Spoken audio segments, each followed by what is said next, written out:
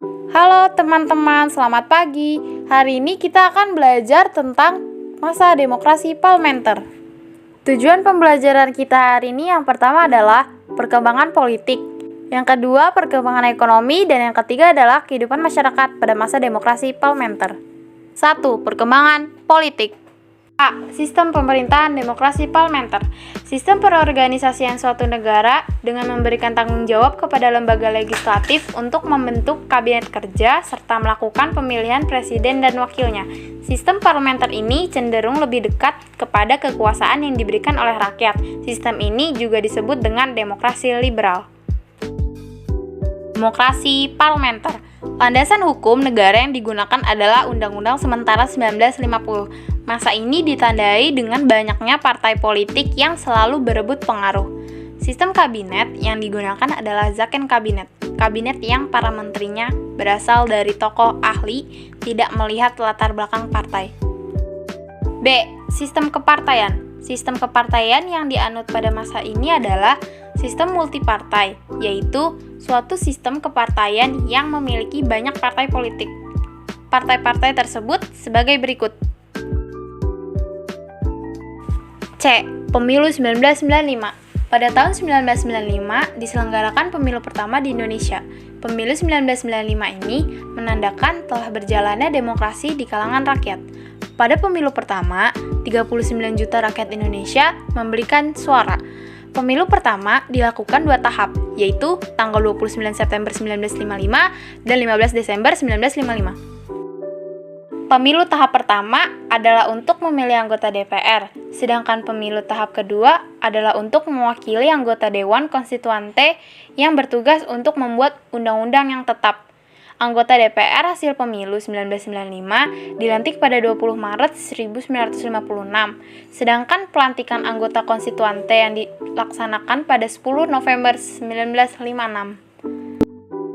Gerakan APRA dipimpin oleh Kapten Raymond Westerling. Tujuan gerakan APRA adalah untuk mempertahankan bentuk negara federal di Indonesia. Pada tanggal 23 Januari 1950, pasukan APRA menyerang kota Bandung serta melakukan pembantaian dan pembunuhan kepada TNI.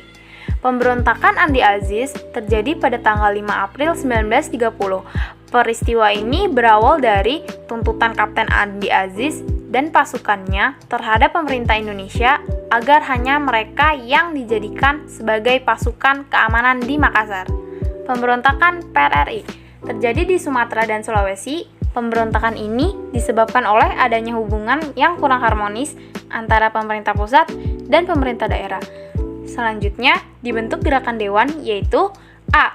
Dewan Benteng di Sumatera Barat dipimpin oleh Letkol Ahmad Hussein. B.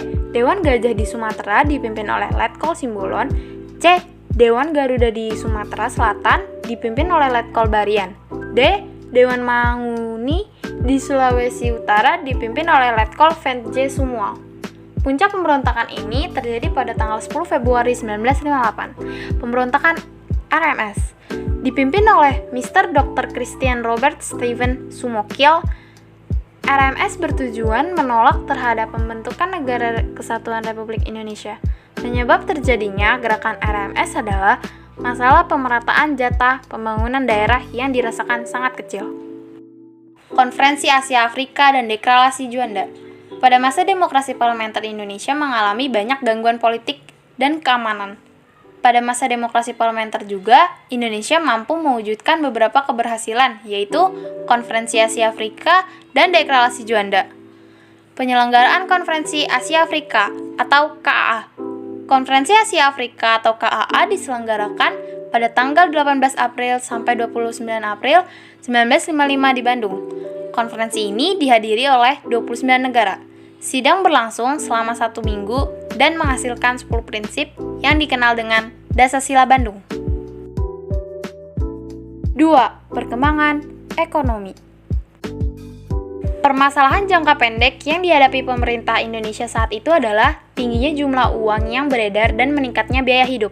Permasalahan jangka panjang yang dihadapi pemerintah adalah pertambahan jumlah penduduk dan tingkat kesejahteraannya yang rendah. Untuk memperbaiki kondisi ekonomi, pemerintah melakukan berbagai upaya sebagai berikut. Gunting Syarifuddin. Pada tanggal 20 Maret 1950, Menteri Keuangan Syarifuddin Prawira Negara mengambil kebijakan memotong semua uang yang bernilai Rp2,50 ke atas hingga nilainya tinggal setengah. Nasionalisasi perusahaan asing. Nasionalisasi perusahaan asing dilakukan dengan pencabutan hak milik Belanda atau asing yang kemudian diambil alih atau ditetapkan statusnya sebagai milik pemerintah Republik Indonesia. Sistem ekonomi gerakan benteng. Sistem ekonomi gerakan benteng merupakan usaha pemerintah untuk mengubah struktur ekonomi kolonial menjadi struktur ekonomi nasional.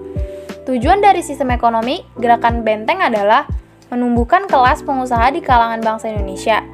Para pengusaha Indonesia yang bermodal lemah perlu dibimbing dan diberi bantuan kredit.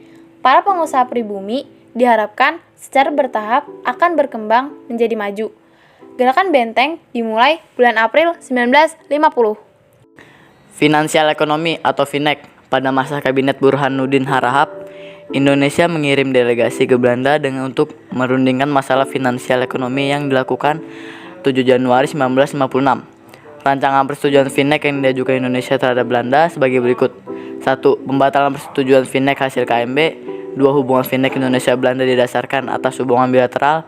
3. Hubungan FINEK didasarkan atas undang-undang nasional sehingga Indonesia secara sepihak melaksanakan rancangan FINEK-nya dengan membubarkan Uni Indonesia Belanda pada tanggal 13 Februari 1996 dengan tujuan melepaskan diri dari Ikatan Ekonomi Belanda. Rencana Pembangunan 5 Tahun atau RPLT akan dilaksanakan pada tahun 1956 sampai 1961. Rencana ini tidak berjalan dengan baik karena disebabkan oleh hal-hal berikut. 1. Depresi ekonomi di Amerika Serikat dan Eropa Barat pada akhir tahun 1957 dan awal 1958 mengakibatkan ekspor dan pendapatan negara merosot. 2. Perjuangan pembebasan Iran Barat dengan melakukan nasionalisasi perusahaan-perusahaan Belanda di Indonesia menimbulkan gejolak ekonomi.